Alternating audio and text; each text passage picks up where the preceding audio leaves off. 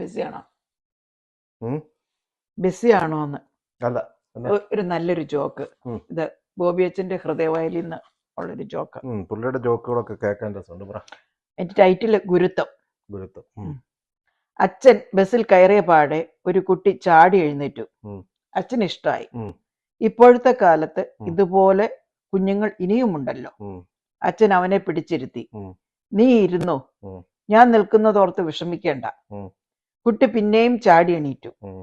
ഇത്തവണ അച്ഛൻ ബലമായിട്ട് തന്നെ പിടിച്ചിരുത്തി. അവന് കലി വന്നു.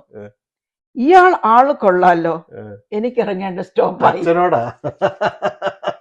കൊച്ചിനൊരു ഗുരുത്വമൊന്നും ഇല്ല. ഗുരുത്വം പിന്നെ അച്ഛൻ വിചാരിച്ച അച്ഛനെ കണ്ടപ്പോഴേ ഇവനങ്ങ് ചാടി എണീറ്റു. ഗുരുത്വം കൊണ്ടാണ്. അല്ല, സംഭവം എനിക്ക് മനസ്സിലായി. അച്ഛനെ ബഹുമാനിക്കുന്ന ഒരു കക്ഷിയല്ലായിരിക്കും. അല്ല, ഓക്കെ ഓക്കെ. പിന്നെ നീയേ ഈ ശരിക്കും ഉള്ളു തുറന്ന് ചിരിക്കുമ്പോഴേ എന്നെ കാണാൻ നല്ല ഭംഗിയാണ്. ഒരു തെളിച്ചമുണ്ട് മുഖത്ത്. ഒരു 10 വയസ്സ് ഒക്കെ കുറഞ്ഞ പോലെ തോന്നുന്നു. നല്ലൊരു മൂര് ശൃംഗാരം. മൂര് ശൃംഗാരം ഒന്നുമല്ല. കല്യാണം കഴിച്ച് 36 വർഷമായില്ലേ. ഇനിയിപ്പൊ എന്നാ ശൃംഗാരമാണ്. ഇനിയിപ്പൊ നിന്നെ സൂചിപ്പിച്ചില്ല, എനിക്ക് എന്നാ കിട്ടാനാ.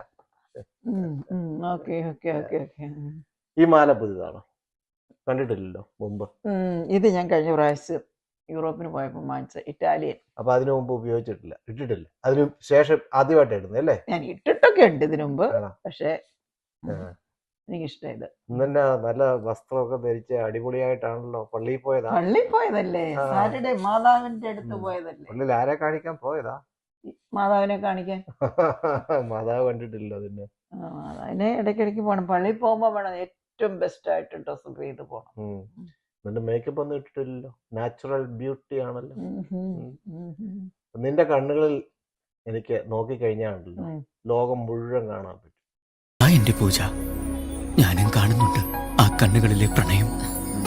നിങ്ങൾ കാണുന്നില്ലേ എന്റെ കണ്ണുകളിലെ പ്രണയം? സത്യം സത്യം. ശൃംഗരിക്കുന്നല്ല, നല്ലൊരു ഭംഗിയാ ശരിക്കും. അതെ. എന്താ വിശ്വസിക്കാൻ? ലോകം മുഴുവൻ കാണാം. ലോകം മുഴുവൻ കാണാം. ഞാനൊരു കാര്യം പറയട്ടെ. പറ. ഓർക്കുന്നുണ്ടോ കഴിഞ്ഞ പ്രാവശ്യം മോള് വന്നപ്പോഴേ അവളുടെ ഒരു വിലപിടിപ്പുള്ള നെക്ലേസ് എന്നെ ഏൽപ്പിച്ചേച്ച് പോയത്? നാട്ടിൽ നിന്നാണോ വാങ്ങിച്ചത് എനിക്കറിയത്തില്ല. ലോക്കറി വെച്ചേക്കാൻ പറഞ്ഞോണ്ട്. അല്ല, നാട്ടിൽ നിന്നല്ല, ഒരു മൻകാട്ടിനിൽ നിന്ന് ഡയമണ്ട് സ്റ്റോറിൽ പോയി വാങ്ങിച്ചതാ. അപ്പം നമുക്ക് ലോക്കർ ഉണ്ടല്ലോ എന്ന് കരുതിയിരിക്കുന്നതാണ്. അത് ലോക്കറി വെച്ചിരുന്നെന്നാ ഞാൻ വിചാരിച്ചേ. കഴിഞ്ഞ ദിവസം ഞാൻ എൻ്റെ ഒരു കമ്മലെടുക്കാൻ എന്നപ്പം അതവിടെ ഇല്ല. ഇവിടെ മൊത്തം തപ്പിട്ട് കാണുന്നില്ല.